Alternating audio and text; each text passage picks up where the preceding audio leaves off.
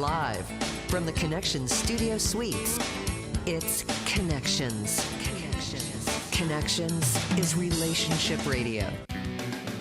Welcome, everybody, to another wonderful episode of Connections, relationship radio with a twist. I am Melissa Foxx, and today's episode, we're going to take on 3 different subjects, but I think the guy we got on board can handle it. That guy is Dr. Manuel Jain from WellMed. How you doing? Welcome to the show, sir. It's good to have you along. Fine, thank you. Nice to be here. Yeah, no problem. So June, we have only 12 months in the year, but we obviously have to do a lot of awareness. So we've got a couple of awareness months for June. This month is Men's Health Awareness, as well as Alzheimer's and Brain Awareness. But let's start things off with a headline here that your folks sent me that kind of caught me off guard, and that would be, Doctor, Dementia Tsunami. Cases expected to triple by the year 2050. Please tell me what's going on, sir. Well, that's true. People are now not afraid of heart attacks or stroke. What they are really scared of now is dementia because it's in the media and a lot of popular celebrities developing dementia, and they considered it to be the cause of their death, although they might have a heart attack or other conditions. So in the minds of elderly patients, that's what they fear about most because it affects not only their career, but mostly their caregivers, their loved ones that most likely will suffer rather than the patient himself.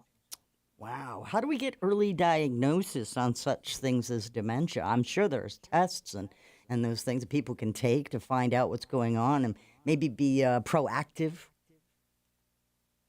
Yes, most of the people that recognizes dementia at first are not the doctors, but it's their relatives, their caregivers, the husband, the wife, the brothers, sisters, relatives, children. They will notice that they are having some difficulty connecting with their loved ones. And at the same time, they are being annoyed by their repeated questions and not able to catch up with what they're talking about when they deal with the elderly, because this condition affects most of it, but not limited to those that are 65 and older. And there are different kinds of dementia. Dementia is a general term that we use for memory impairment, but not necessarily Alzheimer's. So you can have Alzheimer's dementia, you can have Lewy body dementia, you can have vascular or stroke dementia, and you can have uh, dementia from Parkinson's disease. So there's a lot of dementias, but mainly Alzheimer's, because this is what is in the minds of the people right now, is the Alzheimer's disease, which is the most common form of dementia. So Alzheimer's and brain in general awareness covers kind of all the dementias, but the focus has been on Alzheimer's for quite some time. And you just listed off a whole bunch of different ones that happen for different reasons. Now, there's no cure for any of these dementias. Is that true? It's a progressive illness, and we can help with their uh, accompanying symptoms of dementia or the presentation. A patient can be demented and have behavioral problems, and that is considered like a serious problem. So we deal with the symptoms and the signs that they show rather than the actual treatment of the dementia itself. So patients who may be wondering, then there are a lot of techniques and ways that they can not lost their direction or with their nutrition and all those things that may come with dementia. But dementia itself, there's no cure, but we can help them in the sense that it can be controlled.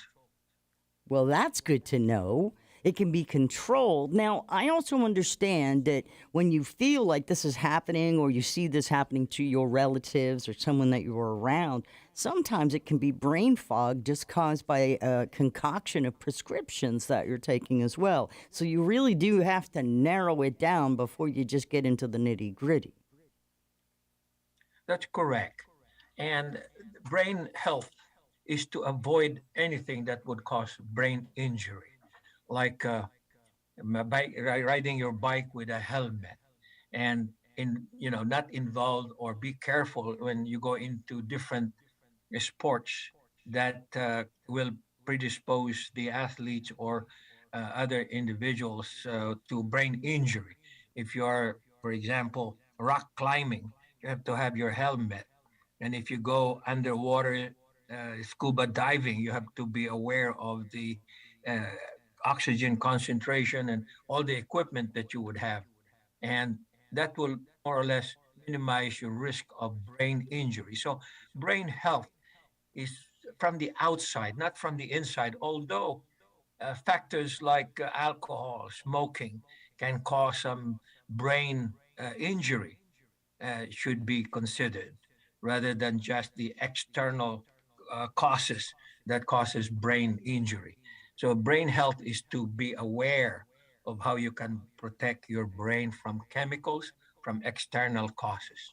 We're talking with Dr. Manuel Jain. He's from WellMed, and we're talking right now about June being recognized as Alzheimer's and Brain Awareness Month, which we're basically trying to bring a little awareness to one of the most common types of dementia, as well as the other ones. But Alzheimer's is the fifth leading cause of death in adults. At least that's what they put on the death certificate, especially 65 and older.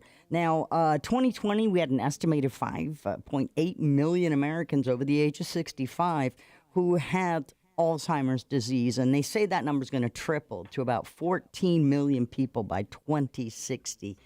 Now, there are tests. What is this mini cog or the SAGE test? How does that work?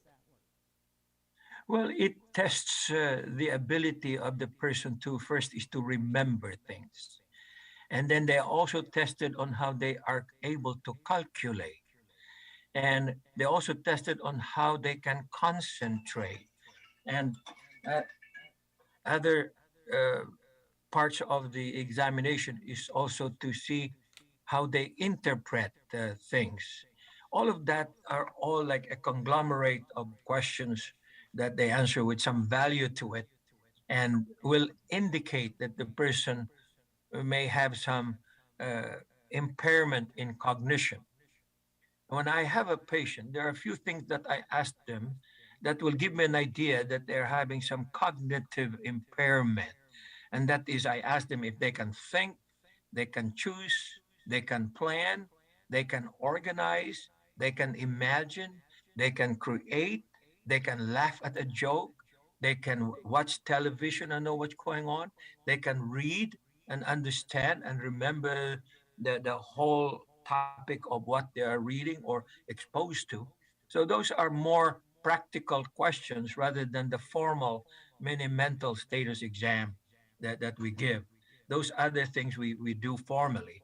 But when a person has dementia, they cannot think. And that is the main signs that they might be getting into that condition. So early recognizing and diagnosis of these issues, that's when the best time to take care of business is. There are new drugs out there.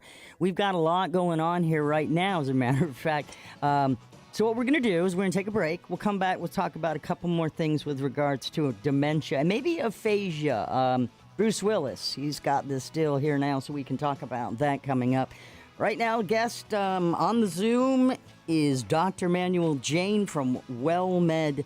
We'll be right back. You're listening to Connections. Connections is Relationship Radio.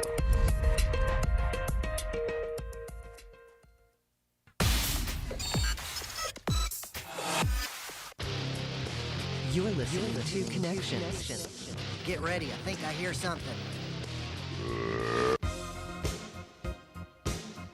Welcome back. It's Connections. We do this for you Thursday nights at 9 o'clock on News Radio WFLA Orlando. And of course, you can get the iHeart podcast any day you like. Just get the iHeart Radio app, download that, and then search for Connections Relationship Radio. We have with us a guest today, Dr. Manuel Jain from WellMed. We're talking right now about Brain and Alzheimer's Awareness Month. And I mentioned before the break, Doctor, that well, we know now it's been announced that Bruce Willis is afflicted with aphasia. Can you tell us what that is? Just briefly, you don't have to give us too much if you don't have a lot. Aphasia is when you cannot express what you would like to say, where it is so clear in your mind, and to you, you are talking very clearly, but for others, it's just a sound that may not mean anything, and yet the patient feels like they are talking clearly. So it's very frustrating and a very depressing situation where you would like to say something and you know you're saying it correctly and rightfully, and yet the people that hears you does not hear the way you understand what you're trying to say. And that's what aphasia, and can mainly due to a stroke that affects the we call the Broca center on the brain, where it can be affected by a stroke or some other condition, but not necessarily part of dementia or Alzheimer's. Majority of Alzheimer's have they call apraxia, or the loss of ability to do the usual things that you're familiar with, like buttoning a shirt, like closing the door or pouring things in a cup. You know all of those, but then when you become demented, you may be pouring it on an empty table. Ooh, an empty That's table. dementia. Those are signs of dementia where they lost the ability to do things that they're quite familiar with before. Or main thing is direction. Like you often hear on the highway, silver alert, Right. because one of the main sort of indication of dementia is loss of direction. Although most of the men may be accused of that by women because they're very poor in direction, and the women direct them where to go, left or right. But that doesn't mean they have dementia. It's just that they're being controlled in the way where they go. Well, now, since Bruce Willis announced everything that he was saying, I know you making jokes. Doctors got jokes. Since Bruce Willis, though, finally announced everybody, that there was an issue, and I wonder, obviously, the process of how long it took him before he said, look, there's something wrong. And with that in mind, let's switch a little bit over sideways to men's health in general, okay? June is Men's Health, and it's a perfect time for you guys, gentlemen, to make wellness a priority. Okay, so let's go ahead and see about what's going on. I know a lot of boomers, a lot of people out there, even older, if they're still around, you guys, either you just don't want to talk about your health issues, or you're afraid to go to the doctor. Oh gosh, you're not afraid. Oh no. Or you just don't make time for it, whatever the excuses. We got to get you on the stick and get you more prioritize when it comes to your health and wellness. So why does this happen, honestly? What do you think, Dr. Jain? Why? Why do men not want to pay attention to their own health and well-being? Well, usually there's a common pathway to better health, not only for men, but also for women. And in my practice, I have noticed that if I have a female patient, the man usually is not there.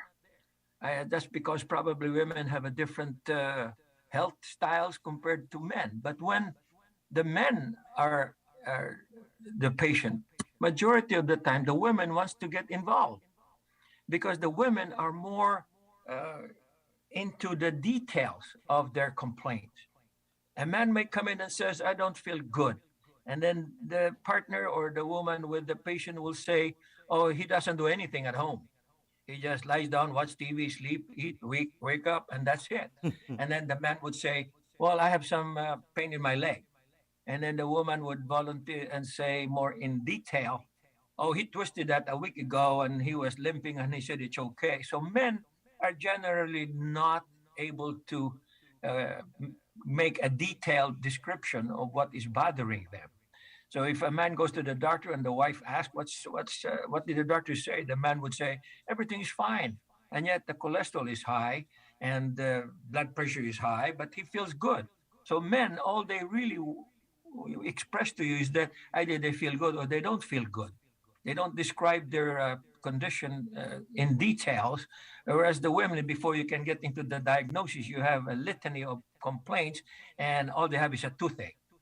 So that's the difference between men and women when they come in. And majority of the men we are misunderstood that we are not concerned about our health. When in fact, the men don't want to get sick. That's why they don't want to admit for all the symptoms that they have. Okay. So when I have a male patient, I try to explore in those areas from head to toe and whatever is in between. Fair enough. Yeah, man, seriously, I know because I've actually been allowed in locker rooms that guys will talk to other guys and even, show them things that might be sideways, if you know what I mean. Like, look, what's this all about? They would rather consult a male friend than actually go to the proper people who deal with, medical issues every day. And you guys, come on, you'll talk about sports, you talk about your job, current events, things like that. But the state of your health, you've got to take that to the next level. You've got to take that and make something of it. And you said the women like to come when the doctors are looking at their man, if you will. And that's because the woman's going to make sure that the guy does what the doctor says. Because don't you think that's about right? You're correct in that sense that you have really have a very good picture of how men deal with illnesses and their health. It's completely different from women.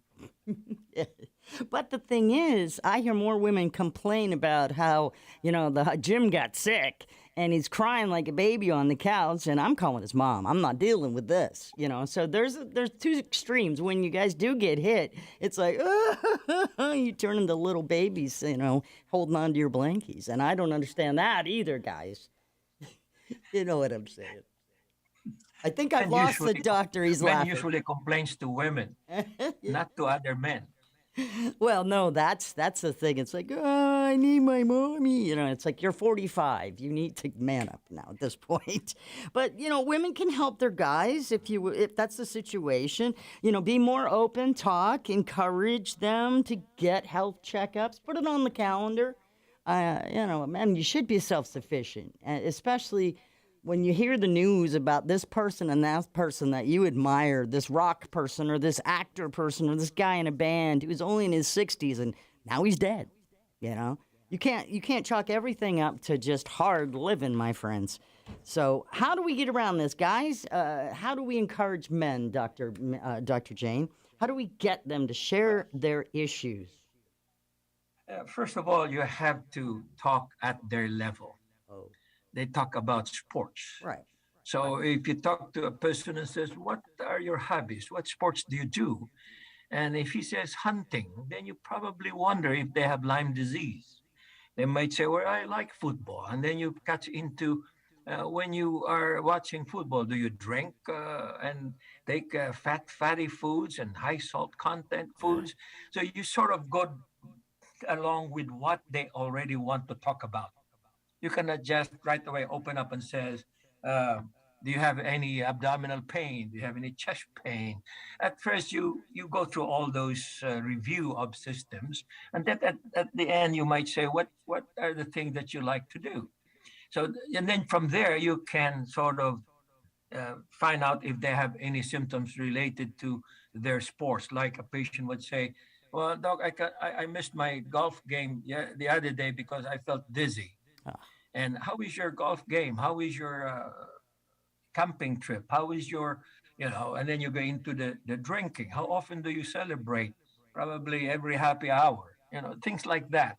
So we doctors are trained to dig deeper into those situations with men because you have to find out from them exactly what is bothering them.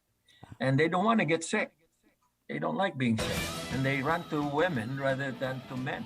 Well, Yeah, I would see that happening. We're talking right now with Dr. Manuel Jain. He's from WellMed, learning about you guys. And, well, seriously, we're losing people left and right, and they're in their 60s. So if you're in that boomer age, come on, what's the problem? Go get yourself checked up and, do it for somebody if it's not for yourself. I think that's the rule. We'll be right back. Connections is Relationship Radio. Because I'm drunk right now, so that kind of stuff amuses me. Buy me a beer, $2 a glass. Come on, help me, I'm freezing by. Welcome back. It's Connections, Relationship Radio with a twist. Each episode, we try to take on anything that has to do with relationships and make it better. Today, we're talking about men's health. We've been talking about Alzheimer's and Brain Awareness Month. And, well, a little bit more, just a wrap. We've got Dr. Manuel Jain with us today. Thanks, Dr. Jain, for joining us. And he's a family physician. That's his area of expertise. So, COVID-19, a lot of bad statistics out there, especially when it came to keeping our health care appointments and keeping up with just general maintenance. A lot of people, the life expectancy, it's going down. People are more obese nowadays. And the men's health statistics are alarming. What's the life expectancy right now for the average male, doctor? Well, at the average, around 10 years ago, the average men's is 74. Now it goes up to approximately 78. Oh. And before, women were 73 to 78. Now women is 83 years old. Oh, wow. And their lifespan now is 95. When you are now 65, you're expected to live to 85. That's 15 years of, that's our 20 years of life expectancy. So people now, the morbidity is shortened because of advance in medicine and the lifestyle that has been changing, and the media that is, promoting all the lifestyle to be better, exercise and food and keto diet and all that. And so the morbidity, or the time that you are disabled, is shortened, and the mortality is longer. And that's why the life span has expanded very well with all the economic progress that we have. But at the same time, there's also a progressive percentage of patients being obese in our population. Right. And we also have a lot of issues with mental health, which is not your area of expertise. I'm not going to drag you down that road. We've had many a mental health expert on the show talking about that more men are seeking support, and that is a great thing. But also, guys, you got to get out there and get your, not just your mental wellness, but your physical wellness needs to be taken care of. Now, speaking of taking care of, doctor, I have a few friends who are elder care givers. They take care of either their own people or friends, and they rarely take breaks. And first, if there's men out there right now that are doing that are caregivers, how do we get them to take care of themselves? And I'm talking back with the mental health, or the Men's Health Month. Yeah, majority of elderly patients now are being cared for by family members, compared to the entire population. Although a lot of them now go to ALF, adult living facility, or nursing home, but majority of the care is given by the family members, and that would cost them a lot, physically, mentally, financially. Uh, it affects them. Now you have an old elderly patient taking care of an elderly, because if the elderly is in their 80s, 90, or almost 100, guess what? The children are also elderly. And so the elderly take care of the elderly. And they try their best to take care of their family members, but they are not trained to do that. No. So they are subjected to a lot of stress. And in fact, studies have shown that elders that take care of the elderly patient get depressed even after 8 weeks. they get depressed, but they don't want anybody else to be burdened with what they're going through. But they are burdened, they are depressed. And and at that point, I tell them that there are other caregivers that are trained and experts in that. At that point, I refer them to other expertise that can help them, and rather than just leaving them alone. So you really have to identify those uh, caregivers that may be stressed out or burdened, and yet they are they're not gonna let anybody else do their job because they don't do it correctly as they do. When in fact, studies have shown that patients who are being cared for at home may have more complications than those that are sent to a institutional uh, care, because now the institutional care has been regulated so much and watched so much that they have improved remarkably well. No In kidding. fact, if they visit those facility, the skilled facilities, they're like five-star hotels. They have good food and entertainment and environment. They're Sure. now into that level. The competition is so strong that they have to provide all the comfort that they can provide to their patients. So again, the mental health is very important to those caregivers. Right. And again, like you said, they're now paying attention to these facilities, the adult assisted living facilities. So, it's if you can afford it. Again, that's where the only issue I see comes up. That and my relatives, as they got older, I think the word was cantankerous. They didn't want anyone to do anything except for a family member, and that made it very difficult to bring a caregiver out from outside of the house in. But even so, when you do that, you have to be very careful of some other stuff. Let's lean into this topic of elder abuse, Doctor. It's a serious problem. It's going on here in the United States, and I see it. We sometimes don't realize what you're seeing because a lot of times injuries are explained away. But I think the problem may even be more rampant than we are aware of. Can you give us a little overview of what you're seeing, elder abuse? Yes, it is very common. It happens every day to anybody, and it is underreported. And when it is reported, it is also not well taken care of because it's only an sporadic type of situation. It's not like chronic illnesses where you cannot hide it. Whereas elder abuse, majority is not other people, but sometimes the relative themselves would unknowingly, without knowing, that they are subjecting their loved ones into a situation where it could be an abuse. For example, an elderly patient may not want to have a bath. So the family members would take that as part of aging. They had no bath for a month. And when they see the doctor will recognize that the patient is not well groomed or no hygienic attention to the patient. Those are signs that the patient may have may experiencing from elder neglect or abuse, or a patient may come in emaciated, and then the caregiver would say, "Well, they don't want to eat. I prepare, but it doesn't want to eat." But they don't know that the patient is not being abused but neglected, and Ah, that's to me that's more common where the caregivers are not aware that the patient is being neglected in their hygiene, in their health, in their nutrition, and even with their company, the social support. I have patients that the families are taking care of the patient and no other friends around. oh, And goodness. nobody's invited to the house, so the patient is isolated. Doc- So elder abuse comes in different forms. Dr. Jain, we're going to take a quick break and we'll be right back. Hold that thought. Connections is Relationship Radio. Because I'm drunk right now. No, no, no. Sorry. 3, 2, 1.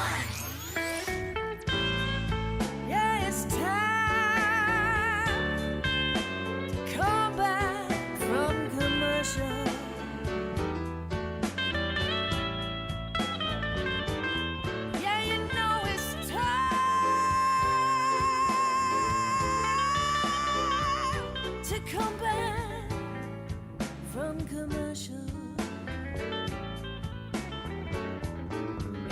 said it's time to get back in your chair.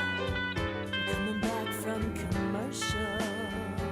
Oh, yeah. That's Linda Nunez. You can check out Nunez Productions if you ever want your own entrance music. Or if you have a podcast or even a radio show and you like some elements to make it go along a little better, check out NunezProductions.com. Melissa Foxx, along with WellMed family doctor Manuel Jain. We are talking right now about, well, we've been talking about a bunch of different things. June is Men's Health Month. It's also Alzheimer's and Brain Awareness Month.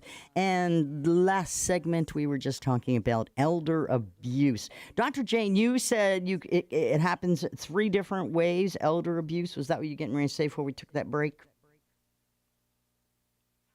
Correct. It can be a physical abuse where there is obviously some injury noted.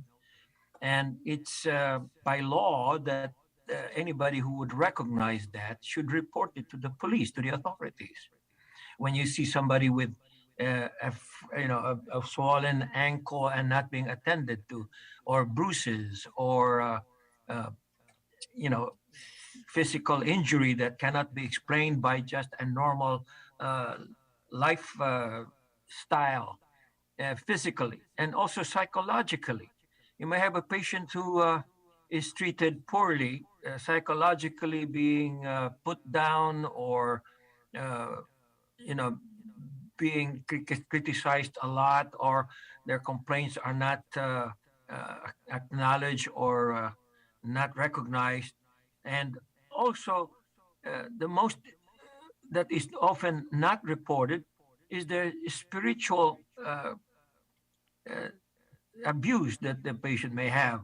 A patient may want to go to church, but nobody would take that person, and wants to have some guidance.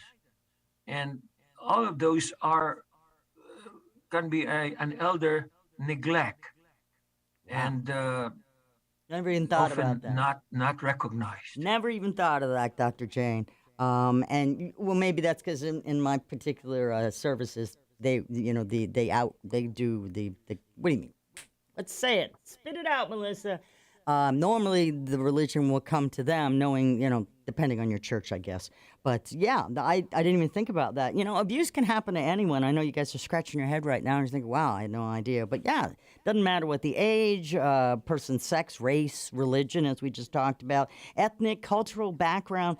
Every year, thousands of adults, most of them over the age of 60, are abused, neglected, and financially exploited. Now, you know what I'm talking about, people. And the other part that you mentioned before is that a lot of times they're not even allowed to bring their friends in. They have no outside contact other than the caregiver.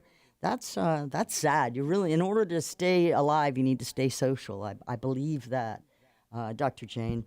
What about the abuse not just happening in say an older person's house, but where are other places where abuse could happen?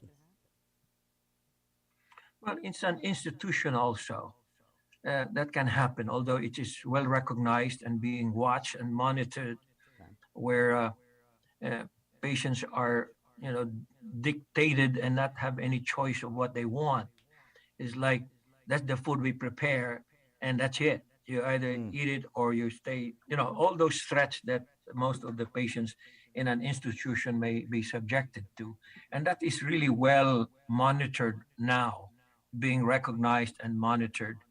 And there's a lot of situations that you can find where patients are neglected, abused, as we mentioned earlier, psychologically, socially, morally, and as well as the physical abuse that they get. So that's very common. Hey, doctor, why are a lot of these cases not, on the books? Are they unafraid? Are they not able to call the police? Do they not realize perhaps they're a victim of abuse? Yes, some of them are considered to be relational, like it's a privacy. That family, they have their own way of doing things, and people are afraid to be the one that would report it. because they might not believe them or so. And then when you send somebody to investigate, usually they come up with a better front.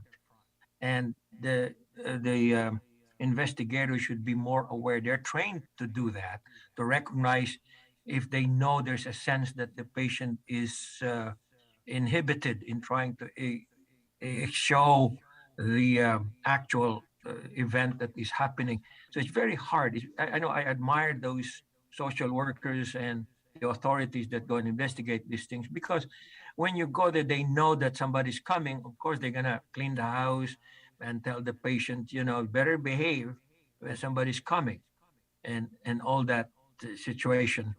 And so it's being like hidden or not exposed as much as, let's say, physical abuse. When they go to the ER, right away we recognize the injury. But in some other situation, it's very hard. Even if the authorities go there, they said you don't have any problem, and then they go and ask the patient and said, "Do you have any problem?" "No, I don't. I don't have any problem." And so that's our difficulty. It's very hard. Well, with that in mind, and if you are a victim of abuse and you're listening to the show, how would they get a hold of somebody? What is the proper way to report elder abuse? The first thing that they should do is call the authorities, call 911 and leave the place. If you think you are physically abused and your life is in danger, first thing to do is call the police or the authorities and go to a safe place right away.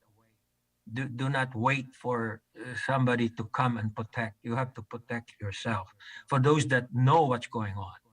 And I think this program that we have is very important, that I hope they're listening to this, that somebody will help them. There's always a help that they can get when they call the authorities. Well, I would hope also that maybe they could, if they can't get to a phone or they're not able to, leave that situation, maybe they could find a relative who they know they can talk to, who's not going to continue the abuse, but maybe, or somehow they can get an outside message from somebody to take care of this. But yeah, starting with your local police would be the best bet. And that's great information. We've covered a lot of bases here today, Dr. Jain. We started out with Dementia Tsunami, and again, early diagnosis. That'll help you out. There is no cure, but early diagnosis will give you time to evaluate your treatment options, and there are new dementia drugs out there. We've talked about men's health. Most men, in particular boomer men, Dr. Jain and I agree that you guys have got to get some sort of a wellness plan in place because we need you around. Yeah, and you might want to work on that obesity as well. And elder abuse, that was our final chapter here. Dr. Jain, have we missed anything that you might want to recap or put out there that we might have slid over by accident? Floor is yours. It's very important that they would pay attention to their annual checkup. Annuals. And you talk about annual, that's once a year, Mm-hmm. to look at your health, because that's very important. They said health is wealth. And so when you're younger, you may be more aware of wealth. But when you are getting older, do not ignore the fact that things can happen that might be understood to be normal. And yet there will be a lot of catastrophic situation that will come in as a result of a neglected health condition. And this is what I would like them to understand, that there are three major metabolic disorders that can end up with catastrophic illness: diabetes, hypertension, and cholesterol. Even just those three that they will keep in mind to monitor if they have it or not will help them a lot. Dr. Manuel Jain from WellMed, thank you so much for joining us today on Connections. I enjoyed it, and thank you very much for giving me this opportunity. Wrong one. Not the open, the close. Laughing time is over. There you have it, boys. Case closed. You've been listening to Connections. Find tonight's show and replays of our past shows on connectionsshow.com.